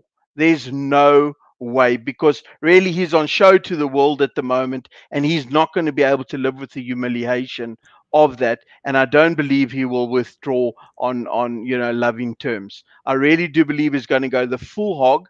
He's going to achieve his objectives that he wanted to, and he's going to leave no stone unturned to change the government in the Ukraine, and at the same time, just make himself seem as the real strong man of the world. So I do believe that's going to happen. There's no way he's going to walk away. He will never be able to live down that in years to come. I think actually what might happen, he might get assassinated internally or something. I mean, did you see that video where he's speaking to his a couple of his spy chiefs and all of that, Sergey, and the guy's like, trembling in his boots. I don't know if you guys saw that vid. I mean, you can see he's a total domineering guy. He is an absolute bona fide dictator, I think. There's no way around it. So, I think he'll just steamroll whoever tries to stand up to him. I tend to agree with you, actually. Sadly, I agree with you, Andre. He's not going to be easily beaten, and it's going to be a pretty messy war, unfortunately. It's not going to go well, and I think there's a good chance it's going to go nuclear as well. Like you said, and like I said before, he's created a few red lines. So has the West, and I think they're all happy to cross those red lines. Because personally, I think a World War III and a nuclear war is something they actually probably want for various reasons. People from protesting in the streets, won't it? It can actually let's assume that this whole pandemic was all about a depopulation agenda. Well, then a nuclear war would actually be quite good to kind of cover up what's gone on during the pandemic. But that's and also let us never forget, you know, the Russians are making a claim that they're just bombing bioweapons labs and whatnot. And of course, PolitiFact and many other fact-checking organizations say that's false, that there is no such biolabs there, just like there were no such gain-of-function research in biolabs in Wuhan, right? Just like that was considered false information for years, until suddenly now it's real. So, I mean, we do have to keep this in mind that, yes, Russia does put out propaganda, but to act like the West would not be willing to cover for the most absolutely despicable activity in the entire world is laughable. It's absolutely laughable. While you've mentioned that, let me just share a link, because I was going to mention this. I was going to mention this today anyway. Just ties in with what you just said. Let me just share the screen. Hopefully it should come to the right link. Don't know if you could see that. It says UK government believes Wuhan lab leak most likely COVID-19 origin. The date is February the 24th, 2022. I don't know if anyone remembers, but I interviewed Dr. Francis Boyle 2 years ago, and he was basically saying the same thing. And when I shared the link, I got the fact checker mark over it saying this is ridiculous, fake news. And 2 years later, this is now mainstream news. The UK government believes that, and it was. Let's assume. I mean, of course, we could say, well, none of this is all fake news. That it didn't come from the Wuhan lab. Well, maybe not, but at the very least, we can see how ridiculous mainstream news is, because 2 years later, they're printing stuff that 2 years ago they said was fake news. So just on that level, I thought that was kind of the science changes, right, Scott? The facts change. Yeah, good times. Yeah. Yeah, I agree, guys. It was all a one big scam. We all knew that from day one. And we know that, I still do believe in years that come, guys. There's no doubt about it. People are going to start falling like flies. I'm convinced of that fact. I would never have the jab. My wife also hasn't had it. None of the family members have had it. Each to his own. But at the end of the day, I firmly do believe that, that stuff is poison, and it's going to have debilitating effects in years to come and shorten your lifespan. Well, so we've already seen them admit here, as far as the CDC and the FDA, that if they spread out the times that you get the vaccines, that it makes you less likely to develop myocarditis. When at one point they were telling us it would never cause myocarditis because it would never do that. That's a conspiracy theory, right? So we're already getting to see them come out and start retracting it and pushing it back and being like, oh, guys, the science has changed. So, of course, yeah, we've gotten to see it. How many times do you have to see somebody on the football field falling down with a freaking heart attack there or whatnot? And, people go, oh, he didn't die. I'm like, you're right. He didn't die. He just has a debilitating heart condition for the rest of his life. Sorry. Come on, Seth, that's just coincidence. Just coincidence. Yes, I agree fully, guys. I agree fully. But I wish all the guys well in Ukraine, besides now the real bad guys. But I mean, the populations that got caught up in, I think it all ties back to this Joe Biden scam with his son and with Burisma and all of that. I mean, then they did say that, Ukraine is sort of the most corrupt place in the world. So I think they just used Ukraine. Yeah, they used Ukraine, I think, as just offshore corrupt ground to I mean, where have you heard of a guy who's what is that guy, a comic and a comedian and an actor. I mean, let's get real, guys. And then it's just handpicked people. It goes back to Obama and to that Hillary Clinton and everything. And I think it was just all ripe for this situation to occur. I don't know about the neo-Nazi stuff there, as Putin says, but yes, what's happened in that Donbass area the last 8 years is a disgrace, and nothing was done about it. And I mean, I do remember very clearly Putin speaking about this stuff 2-3 years ago. There's many speeches where he says, do you realize that X, Y, and Z happens, and if NATO people get involved, this is going to lead to a nuclear war? And so, I mean, he has been speaking about it a long time. I think what he did here is a real switch and bait, where he did those exercises on the border. He told them, no, nothing is going to happen. It's just, I mean, anybody knows logistically, if you move in 190,000 troops and thousands of vehicles, okay, hundreds of and thousands of kilometers, you're not going to just do a military exercise. That is tens of millions of dollars to get that equipment there and all the ammunition there. It's purely a staging ground and a dress rehearsal for the actual event. So I must say, he really caught those clowns in the West, flat-footed, and just suddenly said, "I'm going in," and they were all astounded. So I mean, he was quite cunning in his approach, and I mean, he really did a switch and bait on them, man. Feels like it. Anyway, Andre, we've got some other people waiting in the queue. Any final? Good to hear from you again. By the way, really any final comments? Yes, guys, let's just hope this thing doesn't go nuclear. I mean, nobody wants that. It's not good for anybody. But I do think somewhere along the line, someone's going to, take Putin out. I mean, he's the ultimate little Napoleon, and I think that he is strong and good in one way. But in another way, I think he's got an inferiority complex and he's got a point to prove. And I think he's hell-bent on proving it come hell or high water. But I wish you guys all the best. Nice chatting, and all the best to everyone. Yeah, It's thanks good a to talk lot, to you, man. Andre. Thanks. Always good to Cheers, hear from you. Yeah, so some diverse views as usual. Yeah, let's bring from up some everyone. of the comments. Let's bring up some of the comments because we catch up on that. Yeah, let's maybe you can read on some of those comments. We've got someone waiting in the queue, but I'll let you read some of those, and then Okay. I'll bring in our next guest. Go.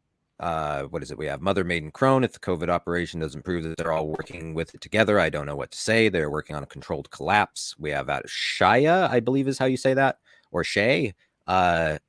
Ukrainian regime has been characterized rightly by Putin as Nazis guilty of genocide. If the sheltering of civilians persists, or shelling of civilians persists, it will rain hypersonic thermobaric missiles.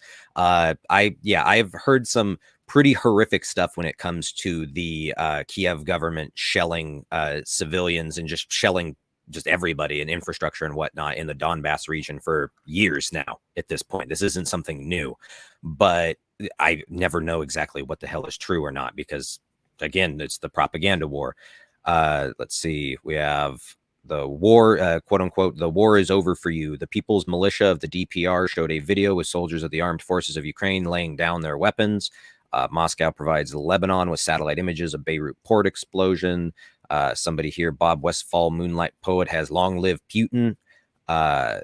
Jack Steele has, yes, this COVID BS proved how much they can have control they have over people's minds. Expect cyber attacks next and global CBDCs. The Biden bilateral Ukraine-U.S. Trade deal is not fiction. Well, yeah, we know this, right? We know this. The fact that the sitting U.S. president right now is like arm deep in the Ukrainian government and vice versa is pretty concerning when it comes to alliances and bias. Let's see what else we have here. Don't cry, Masha. I'm going to probably bring in the next guest in a sec. Okay, let's get to it. I know the next guest. This is Olya.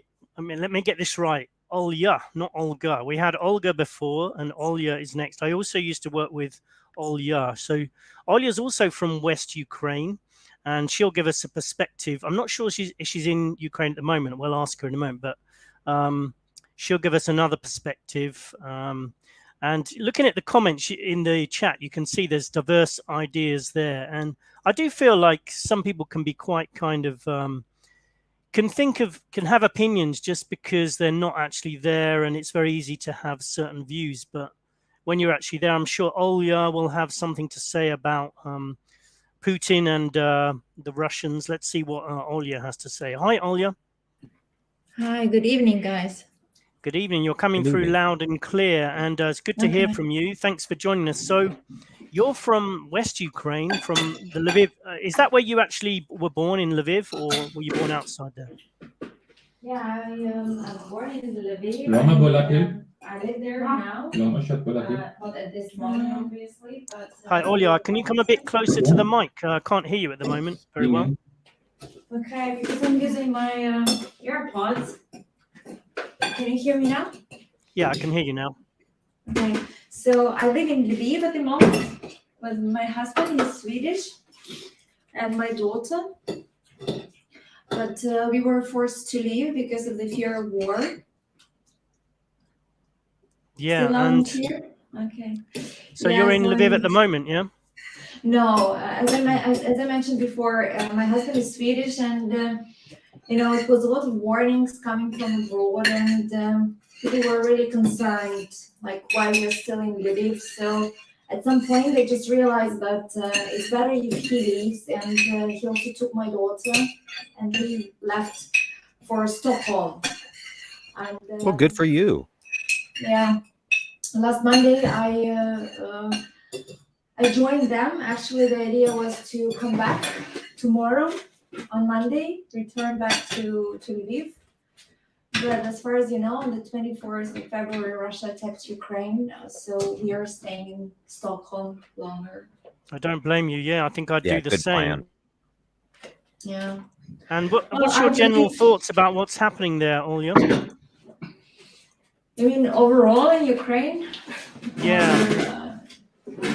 Well, I worked for the OEC because I caught a piece of conversation from before, you discussed Minsk talks, the ceasefire, and allegedly Ukrainian government shelling civilians, and it's a lot of thoughts, but Minsk was a big mistake, in my opinion, and this mission in Ukraine is an absolute failure because it only postponed the conflict. Unfortunately, Ukrainian government didn't use the 8 years time they had to prepare for a full-scale war. The preparation I was started thinking in that actually. October. Yeah, in Lviv we don't even have shelters. It is, I would say, a week ago that people started checking the shelters. Do we have shelters? Do people have a place to hide if there is like bombarding coming?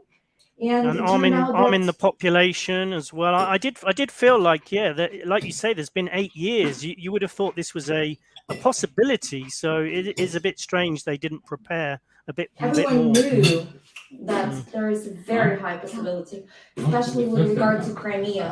Everyone knew that Putin will try to get to Crimea through Mariupol and Kherson, Odessa. Everyone knew that's coming because he needs water.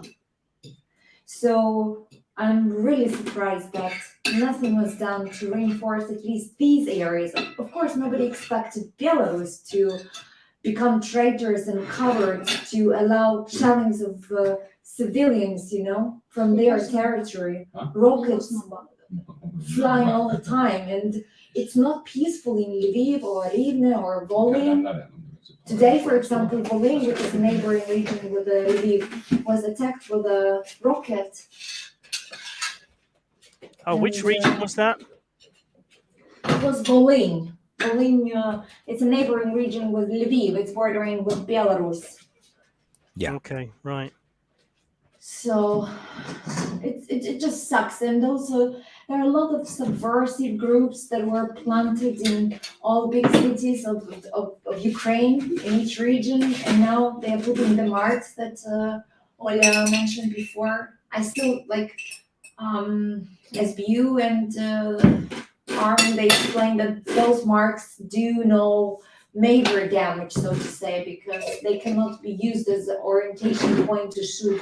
And again, why would they put marks on residential buildings? Are they going to shoot people?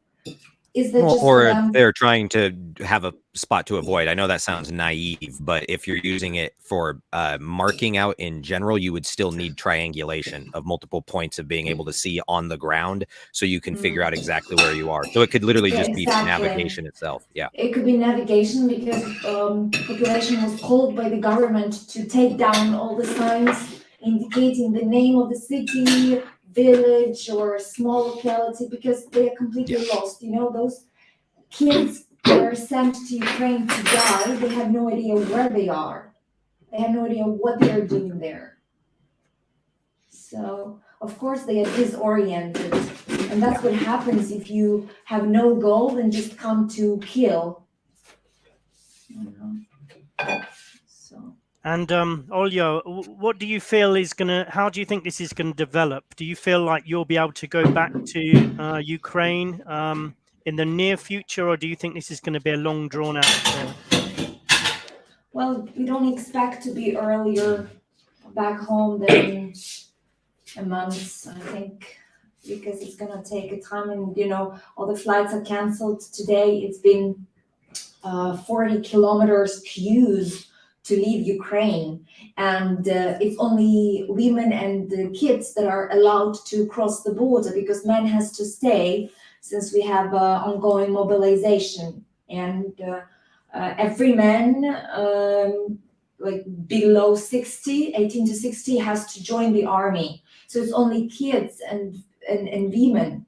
40 kilometers. People spend more than 24 hours. Like I have a friend, and she left Lviv yesterday. She's been walking on foot for 3 hours to reach the border crossing point, and then she waited another 21 hours to cross.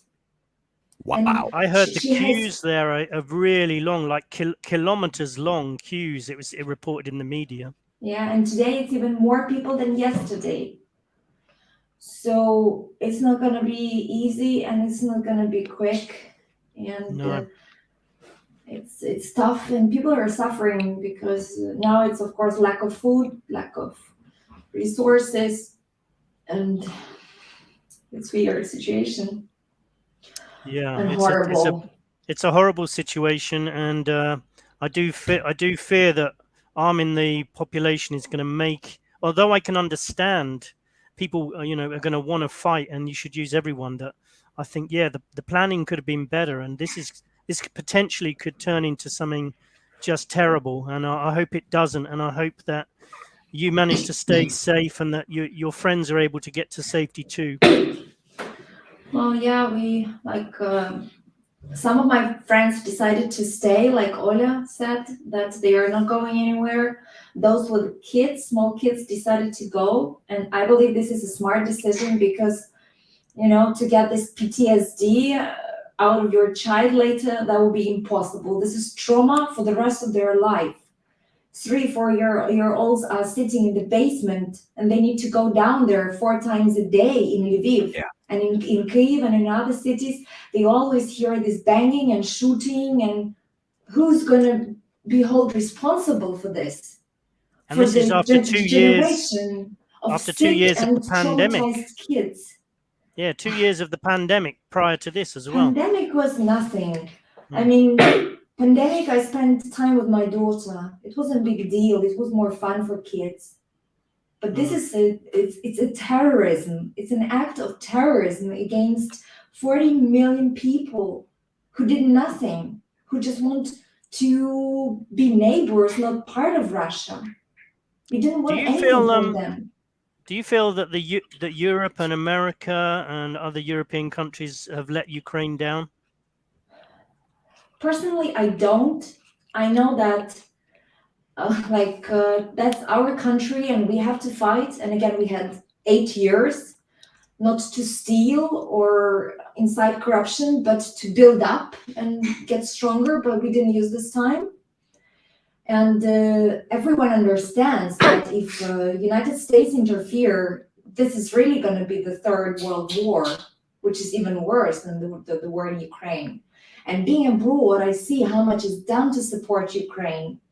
Every country, like United States, of course, yeah, but UK, it's just unbelievable how adamant they are in their support, and they are not backing up. They said, like, we will squeeze Russia out of economics or like political arena, and they do as they promise. They are very consistent with what they say, unlike other countries. But also we see that Italy slowly is changing their opinion. I was very surprised when Zeman supported Ukraine. That came as a big surprise, because all of my Czech friends, they were very pro-Russian before 24th of February. And I got so many messages from them saying, you were always right. We don't believe in what has happened. Putin is a bastard and a murderer. And I think it was an eye-opener to many countries, this act of violence and aggression, unjustified. He's certainly an evil guy, but I think that there's a kind of there could be some things being played out by America and Europe as well. I feel like they almost allowed this to happen. They could have made more of an effort to stop it, but that's just my opinion. What do you think, Seth? So far from what I've seen, it feels like American media pundits and American political pundits have done damn near everything to play this up into their advantage. I don't know if Olia has seen anything of like the CNN coverage where they go from talking about Kiev being bombed into or shells exploding near Kiev into advertisements for Applebee's, chicken wings, and all this sort of ridiculousness, as they treat this situation as though it's nothing more for an excuse to profiteer with advertising money. It seems to be that sort of a pervasive perspective here in the West? Well, yeah, you know, as I said, I'm married to a Swedish guy. We watch international news. We had news every day. And if it wasn't for Biden, I would be now shelled in Lviv. So sorry, but I don't support your opinion. And I think if it wasn't for Biden and the warnings that Russia gave to us, we would have no shelters, we would have no weapons, and we would probably fall down the first day of the attack. So of course they benefited, good for them, but we also benefited big time. Well, that's exactly why we have people calling in to give their opinions. Everyone's got their own opinions, but I guess if you're on the ground and there's people helping you, then it certainly would. You know, that's all. At the end of the day, if someone's helping you, that's what you're going to want. In the first instance, it's a bit like going up to a homeless person and giving them money. Some people say that's not a good idea, but at the end of the day, that's all the homeless person wants. So I can understand that. Anyway, Olga, we're going to move on with the show, but I wanted to thank you so much for joining us and giving you your perspective. You're welcome. Good luck, and thanks for bringing up the topic of Ukraine and your attention. I believe that this is all going to help. And we are not homeless. We got money, but you see, we don't need anyone to go and fight for us. We will manage on our own, and we will win. I know what people, as I said before, people in West Ukraine will fight to the death. I'm totally sure of that, and that's almost what I'm afraid of. Is like that's almost what I'm afraid of, is that it's going to be pretty nasty. But I hope it isn't. Let's just hope it isn't, and hope for the best. And thank you, Olga. We might do another show soon, and I agree that we need to get as many people on and talking about this. So hopefully you'll come back again, maybe on our next show. I might. All the best, guys. You'll think about it. Thank you, Olya, and yeah, take it easy. It's good to talk to you. Bye-bye. Okay, so let's read some of the comments. It's getting pretty late here in Thailand, so I should probably have to start this show a bit earlier so it doesn't get into this late period of time. Or well, actually, I suppose it's not a bad thing. Yeah, actually, I suppose it's not a bad thing, because most shows do have a limit. And let's face it, I mean, how long's this show been so far? It's hour 37. Yeah, I think it's good to have it not too long anyway. You know, we should have a bit of a limit, because I know we have at least one more person wants to call in. But so far, I think it's been pretty solid.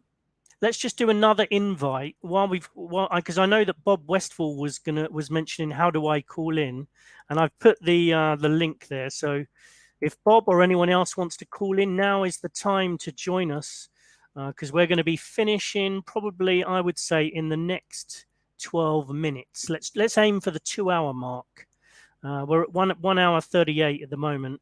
Actually, my maths is out, isn't it? 22 minutes. Okay, let's say in about 12 minutes we'll be ending anyway. So do click on the link in the chat. If you can't actually see the chat, then you need to be in YouTube and actually logged in, I believe. So if you can't actually see the chat, go into YouTube, log in. Actually, I might be able to contact Bob, as I know Bob, and I might just send him the link in Facebook. But anyone else who would like to join in, remember, if possible, switch off your video, helps with the bandwidth, and get a microphone, and you can come and give your opinion. Please respect everyone's opinions. I know we've got diverse views. I actually like that. I really like it when we've got people calling in with completely different views to our own, because that's the whole point. And you know, if we want to avoid things like war, then we actually have to learn how to get on with each other and accept everyone's point of view. And this is just one thing we can do on the way to doing that. So big time. Yeah, do join One thing I did forget to bring up with either of our guests, there's the Azov Battalion stuff, because I mean, I've heard quite a bit about neo-Nazis in Kiev and all this sort of stuff.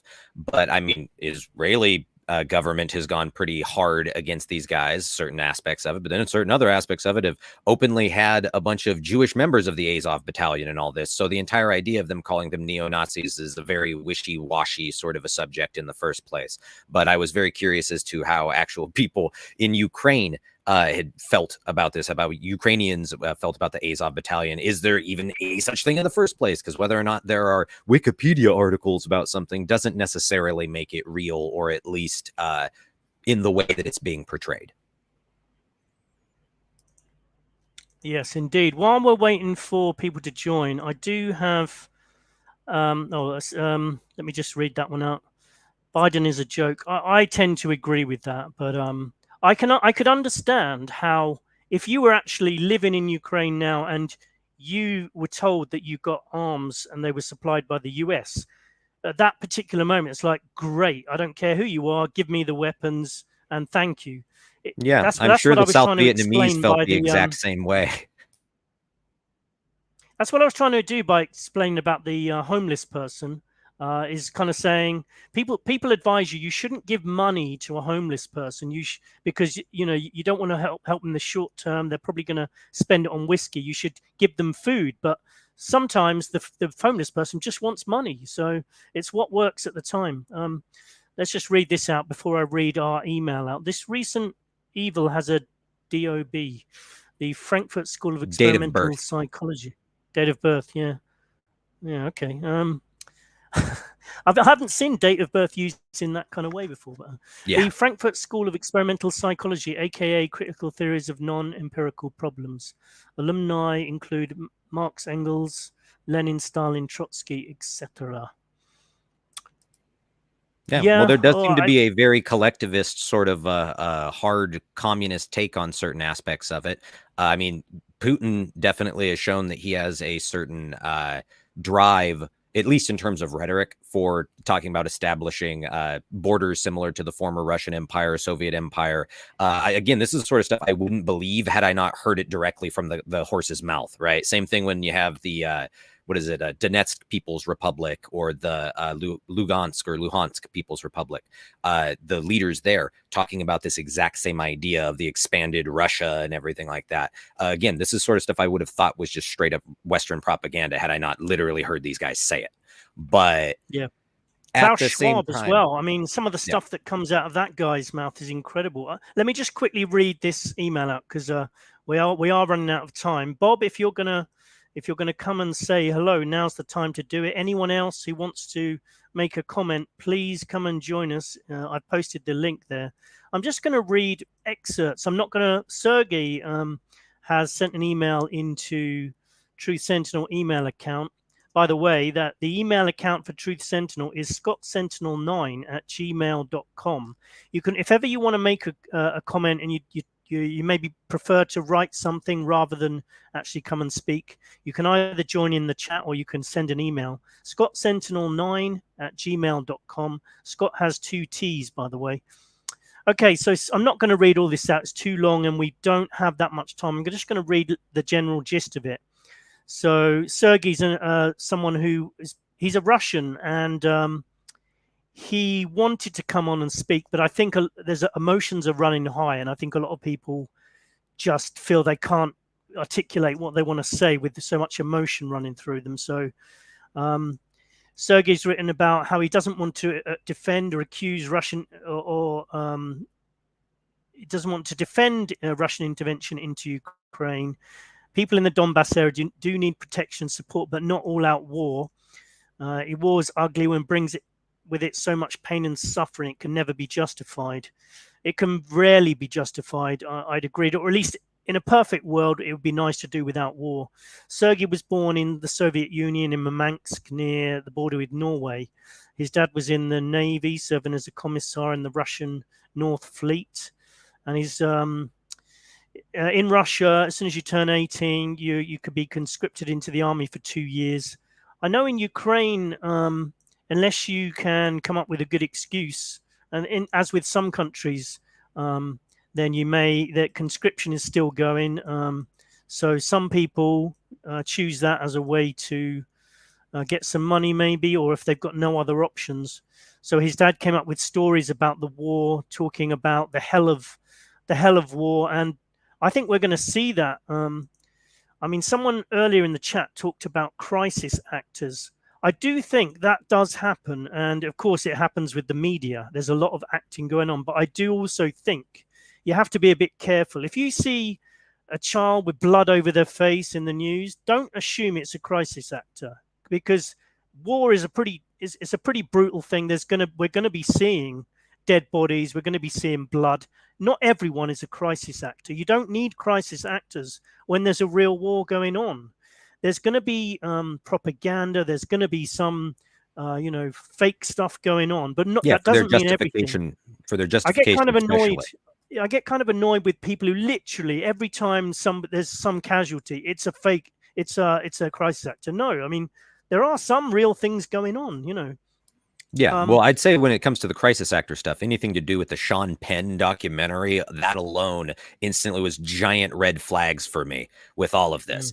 Was it's like, so you're going to tell me that the guy who's one of the biggest Iraq war critics after the United States gets involved in the Iraq war then just so happens to also be the guy that's going behind this, because all these celebrities are flip-floppers. They have no particular allegiance to anything. It's why I would say to everybody with this, be careful who you wish to love so much with their international support that's reaching out to you, be you from Ukraine or the Donbass republics or anything like that. Be wary of these people, because most of these people don't care if you, your family, the people you care about are dying in the streets. They care about their resource acquisition of what is in your territory, and that is it, period. Whether or not we're talking about Russians or the NATO Western governments, it's something people need to get through their heads, is that Ukrainians, the Republicans of the two different the republics there, y'all are on your own when it comes to this, because all the other people will give you weapons, will give you guns, all this stuff to be able to put into fighting each other.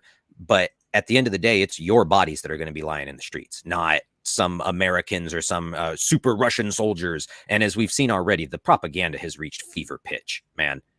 Some of the stuff even tonight, and I'm not going to try and like point fingers at anybody or whatever, but the propaganda pitch has very obviously, to those of us that have eyes to see, has reached absolute crescendo on a level I have not even seen post 9/11, period. Well, the people who give out propaganda, they know their audience quite well, and they can play on things like patriotism, nationalism, militarism. Militarism. I mean, you can see that in the States, where everyone's always going, thank you for your service. That person during the war could have slaughtered babies for all you know. I mean, or they might have been an upstanding member of the community. So you can't just assume everyone's a hero, but it's an easy thing to play on. Let me just quickly finish what Sergey was talking about. So he's talking about, I think, how his father was telling him stories of soldiers committing suicide, PTSD, tragedies, civil explosions, bombs, bits of bodies being picked up everywhere. War is a brutal thing, and for anyone who just casually has opinions without considering that, I think, we're going to be seeing some of that. Casual children, there's going to be children caught up in that, and that's always the worst part about war. If Sergey finishes off with, many mothers on both sides will lose their kids, that's going to be a fact, I'm afraid. I think it's already happened. I think I saw, assuming it's true, and the only reason I say that is because of what I was just saying about the propaganda. I'm not saying it isn't true either. The cause of this war may be justified or maybe not. Maybe it's a smokescreen for something more sinister. The rabbit hole goes deep. I pray that the demons who run the world be exposed. That would be nice, and pay the price for each drop of blood spilled. I think we'll finish on that one. Indeed. Anything else we want to mention in the chat? I'll hand over to you, Seth, for some closing thoughts and ideas. Closing thoughts, of course, we had, just again to wrap it up, this new stuff I didn't really get into, but just articles if somebody wants to see, again, when we talk about the propaganda pitch reaching its crescendo. President Zelensky is a profile in courage. How would any of these people from CNN know anything about what a profile of courage is in the first place, considering most of these journalists are some of the most cowardly people and slanderous people in the entire world? I think it's much more as we have Kieran here. Best wishes to Olga and all Ukrainians. Indeed, regardless of who we're talking about here and what side of this we're on. As you were bringing up there, mothers losing their children. Everyone is someone's child, is some mother's child, period, point blank, whether or not their mother's still alive. Everyone there, whether or not we're talking a 50-year-old or a 40-year-old or a 30-year-old soldier on the front lines, that's somebody's baby. And I know that sort of stuff sounds cheesy, hokey to any of these people when everybody's getting ready to, oh yeah, we gotta get angry, gotta get angry, and hardening their hearts for the hate to come here. But all of these are human beings, period, point blank. No matter how much you've dehumanized them into being like, oh, the Russians are all evil, or the Ukrainians are all evil and neo-Nazis if you're on the side of the Russia stuff. Just remember, these are still human beings, period, point blank. The island defenders thing is the other one that I wanted to bring up and I'm sure you've seen this, right, Scott, of the Snake Island stuff of the Russian warship, go F yourself, right? Now, suddenly they went from all of them were dead to now they might still be alive. That alone screams propaganda, especially with how easily it was taken up here in the United States, even in like what would be considered not mainstream left-wing or right-wing media. People that would normally be anti-war suddenly are like, yeah, galvanized into, yeah, Team America, F yeah, we're going to go and take over and free and liberate. And yeah, it's just, it was very telling the second I saw the propaganda roll out that that's what they were playing up on here. They're playing up on other aspects in the rest of the world, but here it's definitely that rah. We got to go defend the little guy from the big bully and all this stuff. And it's just very telling. Yeah, and that's the one of the terrible things about war. They'll use people's emotion and patriotism to literally have lots of people get slaughtered, and for other people to say, well done, you stood up to them. It's like, well, maybe you've been manipulated into this situation. You know, you have to bear that in mind. But at the same time, if you're on the ground, what else are you going to do but fight? You've got no other choice. So it's all about choices as well. And we've heard the opinions of two Ukrainians straight up right now. So their opinions were very different from a lot of what we've heard in the media, and were very different from a lot of what people's perceptions would be that the average Ukrainian person's perception would be. And so I think always take into account with those two young women we're just talking about is the fact that their perspective is completely valid. Whether or not you agree with it, that is what they're feeling right now. It's what they're experiencing right now. And we also got to see two different perspectives on the parenting idea of whether or not you need to flee the zone or whether or not you need to stay here and put down roots, and until things get really bad, stick with it. And I can totally respect both of those opinions, like 100%. Absolutely. And also bear in mind, the two people we spoke to were from West Ukraine. I remember when I first started this show and there was the problems going on in 2014, I interviewed people from West Ukraine and from places like Odessa, which is more predominantly Russian speaking. And you've got totally different perspectives there as well. So you're going to get different perspectives from different areas of Ukraine. Then you're going to get different perspectives from people who live just outside Ukraine. Then from people in the States. People in Russia are obviously going to have a different perspective. So, that's what it's all about. Finding out what people think, making your own judgment, and bear in mind that all of us are probably wrong in certain aspects of our perspective, and we're all just trying to find the truth at the end of the day. I do know that I don't like Joe Biden. That's the only thing I'm confident on. Same. No one can convince me that guy... Well, or Vladimir Putin. Dude's obviously as slimy as a snake as they come, but then you have Joe Biden there, who's about as limp noodle as you could find of a human being that they have there. The fact is, I don't like Joe Biden. I don't like Boris Johnson, my own prime minister. I don't like most politicians. I've never met a good one. And if it is even a half decent person, they're not going to get to the top. So if you're going to tell me someone at the top is a good person, they're not going to be there very long, I would say. But this is again my personal opinion. Exactly, be wary. Lots of deception right now. I wanted to remind you. I'm definitely weary because it's 2 a.m. Actually, no, it's 1 a.m. Oh, goodness. I think I'm going crazy. I just wanted to remind you that, again, apologies. It's been a while since our last show. You might even find that they'll listen. The algorithm will pick up this show We only mentioned Jib Jabs once in this, and that might be enough to get this show deleted, in which case the whole channel disappears. If it does, make sure you go to www.truthsentinel.co.uk. In fact, I would encourage everyone now who's listening to this show or who listens to the recording, just type in www.truthsentinel.co.uk, save it as a bookmark, and then next time you go to listen to the show and our entire site's disappeared, our YouTube channel, at least go to the website and I will put up information as to where we're going to be streaming from next, because I'm not sure, but at least we'll have a point of reference to all go to. We do have another YouTube channel called Truth Sentinel, so try and find that one. I'll put it in the show notes. That'll only last a short time anyway. We've got to get off YouTube. Everyone's moving off YouTube. It's a joke now. You can't talk about anything. So just wanted to remind you of that. Find our other YouTube channel. Make sure you save our URL.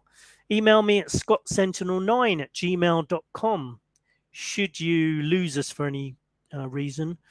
What else? You can also find us on Odyssey. If they delete Truth Sentinel 1 YouTube channel, everything is saved on Odyssey. That's the good thing about www.odyssey.com.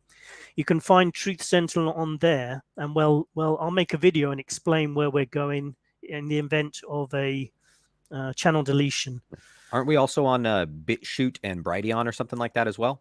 We're on a lot of these places. Just a lot of these channels, you can only upload like 1 or 2 episodes before you use up your the amount of capacity free space that you have. Exactly. Yeah, so you might find 1 or 2 episodes on BitChute, Spotify, Odyssey, Brand YouTube, Anchor, Believe TV. And should we be deleted, I'll put a video on every single one of those explaining where we've gone. So I wanted to When is thank our next show everyone. going to be? A couple weeks?